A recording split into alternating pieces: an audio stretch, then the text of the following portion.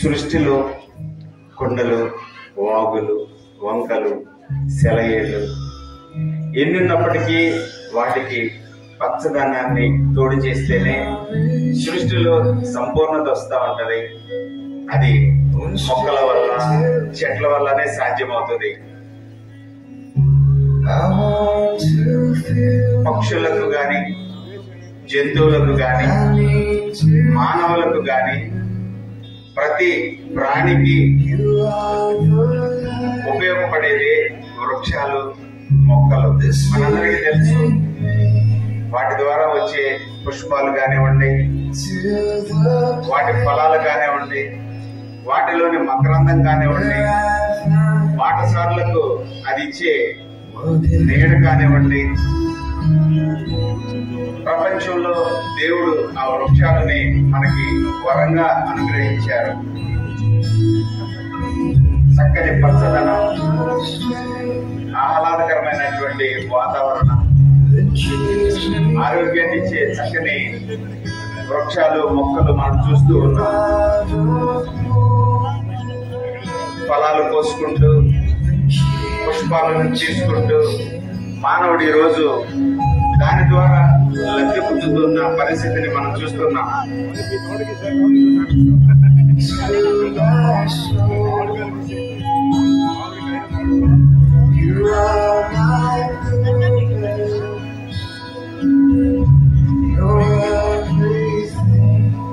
మామిడి పళ్ళ సీజన్ ఈ సీజన్ మనందరికీ తెలుసు.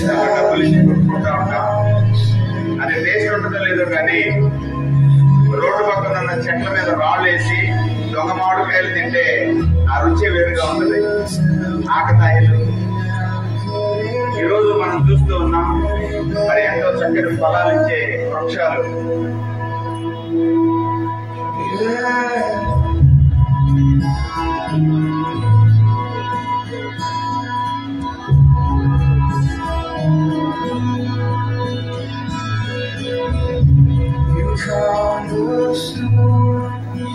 కవులు గాని, కళాకారులు గాని ఈ వృక్షాలకు ఇచ్చే వాటిని వర్ణించే తీరు వర్ణనాభేదం.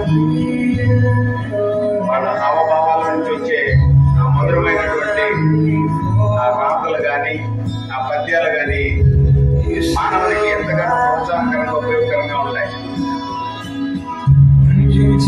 అయితే ఇలాంటి పచ్చని వృక్షాలను, ఇలాంటి పచ్చదనాన్ని ఇచ్చి ఉపయోగపడే మానవునికి, సకల జీవరాశులకి ఉపయోగపడే ఈ యొక్క పచ్చదనాన్ని కొందరు స్వార్థాలతో రహదారులు నిర్మించడం కోసం, భవన నిర్మాణాల కోసం, ఇన్ఫ్రాస్ట్రక్చర్ డెవలప్మెంట్ కోసం జరుగుతూ ఉన్నారు.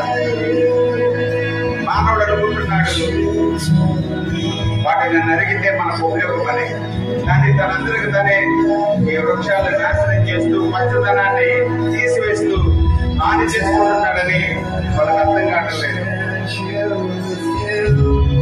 చాలా వరకు గత శతాబ్దం కాలం మనం చూస్తున్నాం.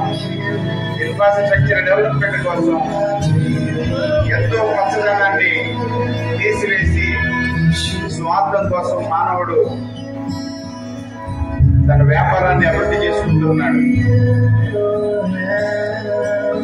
ప్రకృతి ప్రేమికులు కానివ్వండి, మేధావులు కానివ్వండి, పోయిన పచ్చదనాన్ని తిరిగి మళ్లీ రప్పించాలని ఇలాంటి వర్క్ షాపుల ద్వారా గాని, ఉద్యమాల ద్వారా గాని ఎంతో కొంత ప్రజలకు అర్థమయ్యే రీతిలో వాళ్ళు చైతన్యపరుస్తూ ఉన్నారు. మళ్ళీ తిరిగి పచ్చదనాన్ని మానవునికి అందించాలనేదే వారి లక్ష్యము. ఈ యొక్క సభ ఉద్దేశం కూడా అదే. కోల్పోయిన పచ్చదనాన్ని మళ్ళీ తిరిగి రప్పించాలని మళ్ళీ ప్రయత్నాలు జరుగుతూ ఉన్నాయి. మళ్ళీ పాత రోజులు రావాలి. చక్కని సీతాకోక చిలుకలు ఈ సృష్టిలో ఆహ్లాదకరంగా ఎగరాలి, పూలు పళ్ళు అందించబడాలి, పాఠశాలలకు నీడనివ్వాలి.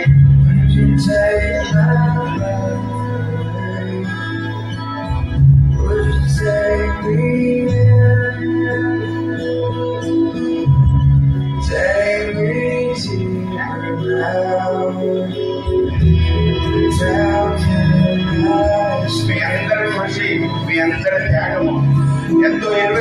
గారు మీ యొక్క సమయం కానివ్వండి, మీ ధర్మం కానివ్వండి ఎంతో ఖర్చు పెట్టి సమాజానికి మేలు చేయాలని ఎందరో మరి కృషి చేస్తున్న ఈ పరిస్థితుల్లో మళ్ళీ ఇలాంటి పచ్చదనం చూడాలని ఒక ఉద్దేశాన్ని కలిగి ఉంది.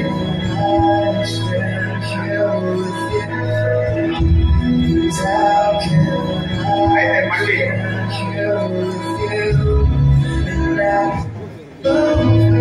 ఆ పచ్చదనాన్ని తీసివేసి స్వార్థంతో మానవుడు మళ్ళీ చెట్లు నరికే ప్రయత్నం చేస్తున్నాడు.